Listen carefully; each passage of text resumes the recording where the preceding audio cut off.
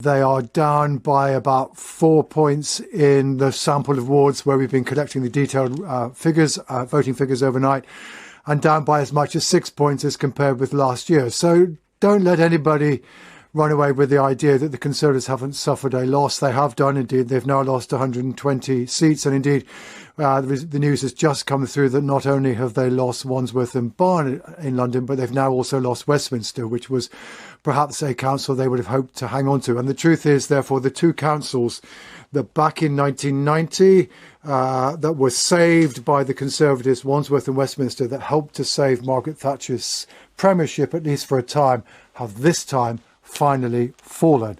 And the other thing that I think perhaps some Conservative MPs will worry about is that the party also seems to have lost ground quite heavily in the south of England. Its results have been rather better the further north we've gone.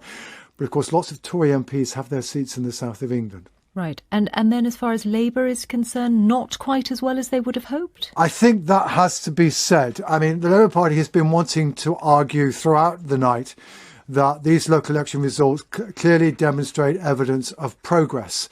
Now, in London, that's true. It looks as though Labour's vote is up by about a point as compared with 2018. And they did pretty well in London in 2018. And London will now be even more clearly very much a one-party Labour fiefdom.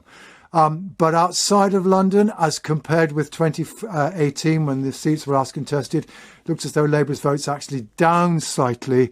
And for a party that's trying to make progress, and a party that has on its agenda not to win yet more in London, but try to regain ground in the so-called red wall seats of the Midlands and the North, this wasn't quite the degree of progress that they might have anticipated. And so far, indeed, Labour have only made a net gain of 38 seats, which I think is well below many people's expectations.